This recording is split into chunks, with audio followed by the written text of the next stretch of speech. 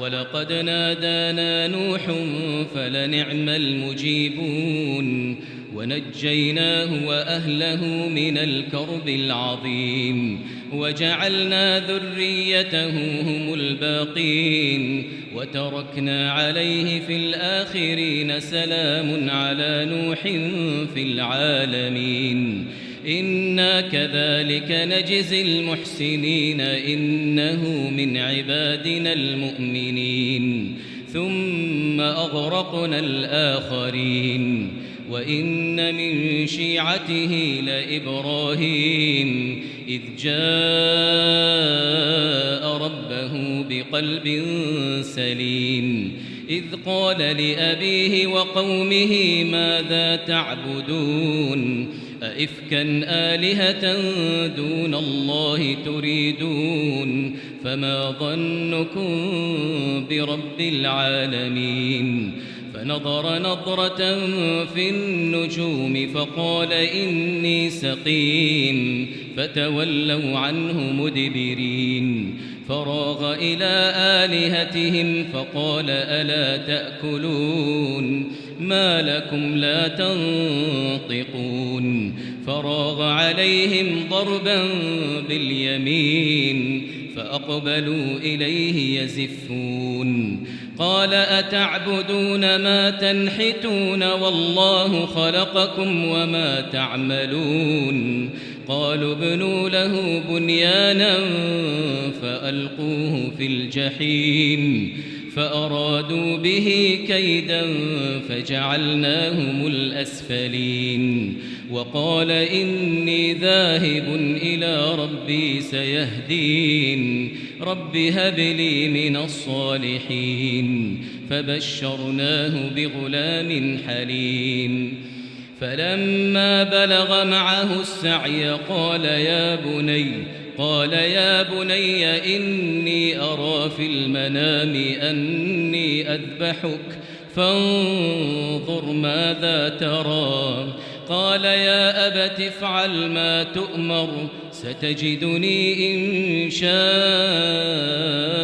الله من الصابرين فلما أسلما وتله للجبين وناديناه أن يا إبراهيم قد صدقت الرؤيا إنا كذلك نجزي المحسنين إن هذا لهو البلاء المبين وفديناه بذبح عظيم وتركنا عليه في الآخرين سلام على إبراهيم كذلك نجزي المحسنين إنه من عبادنا المؤمنين وبشرناه بإسحاق نبيا من الصالحين وباركنا عليه وعلى إسحاق ومن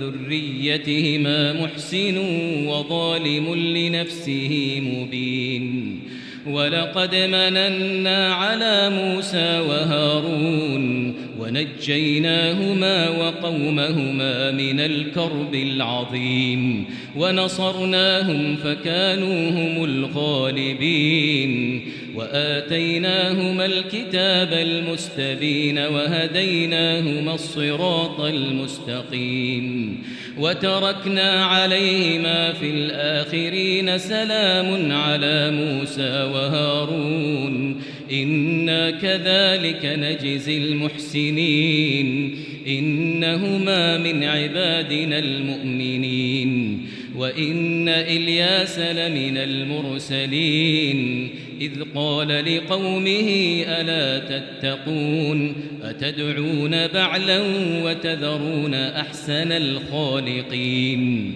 الله ربكم ورب آبائكم الأولين فكذبوه فإنهم لمحضرون إلا عباد الله المخلصين وتركنا عليه في الآخرين سلام على الياسين إنا كذلك نجزي المحسنين إنه من عبادنا المؤمنين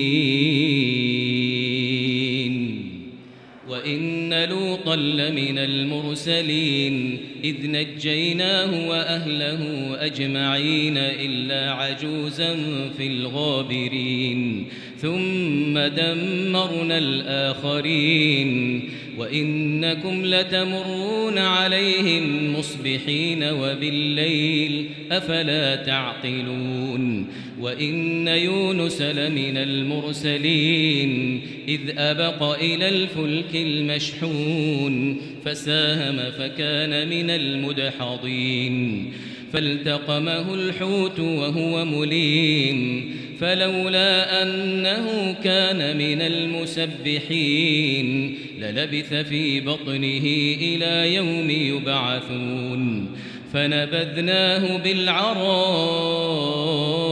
وهو سقيم وأنبتنا عليه شجرة من يقطين وأرسلناه إلى 100,000 أو يزيدون فآمنوا فمتعناهم إلى حين فاستفتهم ألربك البنات ولهم البنون أم خلقنا الملائكة إناثا وهم شاهدون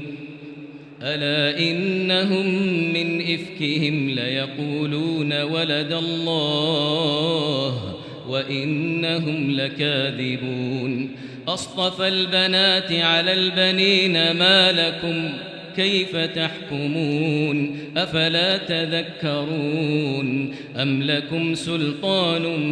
مبين فأتوا بكتابكم إن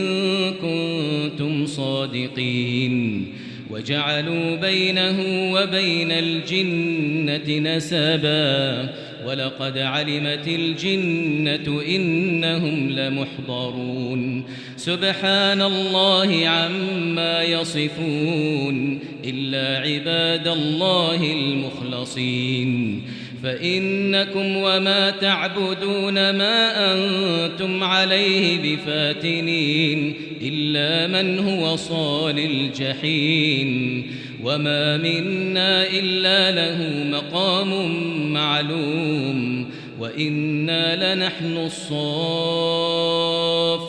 وإنا لنحن المسبحون وإن كانوا ليقولون لو أن عندنا ذكرا من الأولين لكنا عباد الله المخلصين فكفروا به فسوف يعلمون ولقد سبقت كلمتنا لعبادنا المرسلين إنهم لهم المنصورون وإن جندنا لهم الغالبون فتول عنهم حتى حين وأبصرهم فسوف يبصرون أفبعذابنا يستعجلون فإذا نزل بساحتهم فساء صباح المنذرين وتول عنهم حتى حين وأبصر فسوف يبصرون سبحان ربك رب العزة عما يصفون وسلام على المرسلين والحمد لله رب العالمين. بسم الله. صاد والقرآن ذي الذكر بل الذين كفروا في عزة وشقاق كم أهلكنا من قبلهم من قرن فنادوا ولا تحين مناص وعجبوا أن جاءهم منذر منهم وقال الكافرون هذا ساحر كذاب أجعل الآلهة إلها واحدا إن هذا لشيء عجاب وانطلق الملأ منهم أن امشوا واصبروا على آلهتكم إن هذا لشيء يراد ما سمعنا بهذا في الملة الآخرة إن هذا إلا اختلاق أأنزل عليه الذكر من بيننا بل هم في شك من ذكري بل لما يذوقوا عذاب أم عندهم خزائن رحمة ربك العزيز الوهاب أم لهم ملك السماوات والأرض وما بينهما فليرتقوا في الأسباب جند ما هنالك مهزوم من الأحزاب كذبت قبلهم قوم نوح وعاد وفرعون ذو الأوتاد وثمود وقوم لوط وأصحاب الأيكة أولئك الأحزاب إن كل إلا كذب الرسل فحق عقاب وما ينظر هؤلاء إلا صيحة واحدة ما لها من فواق وقالوا ربنا عجل لنا قطنا قبل يوم الحساب اصبر على ما يقولون واذكر عبدنا داود ذا الأيد إنه أواب إنا سخرنا الجبال معه يسبحن بالعشي والإشراق والطير محشورة كل له أواب وشددنا ملكه وآتيناه الحكمة وفصل الخطاب وهل أتاك نبأ الخصم إذ تسوروا المحراب إذ دخلوا على داود ففزع منهم قالوا لا تخف خصمان بغى بعضنا على بعض فاحكم بيننا بالحق ولا تشطط واهدنا إلى سواء الصراط إن هذا أخي له 99 نعجة ولي نعجة واحدة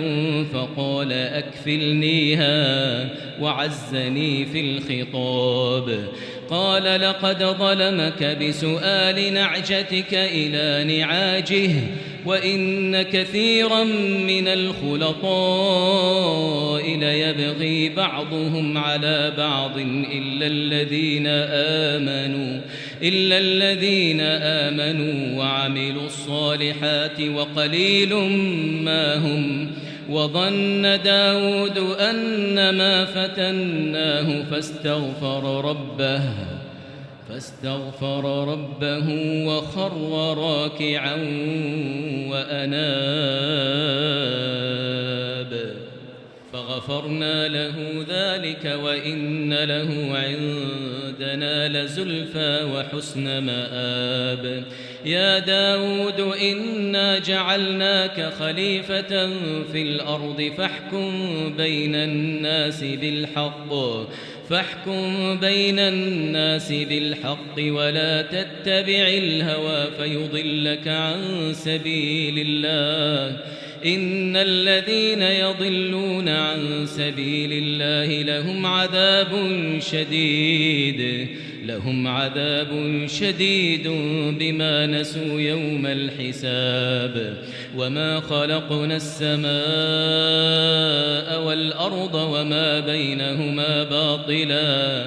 ذلك ظن الذين كفروا فويل للذين كفروا من النار أم نجعل الذين آمنوا وعملوا الصالحات كالمفسدين في الأرض أم نجعل المتقين كالفجار كتاب أنزلناه إليك مبارك ليدبروا آياته وليتذكر أولو الألباب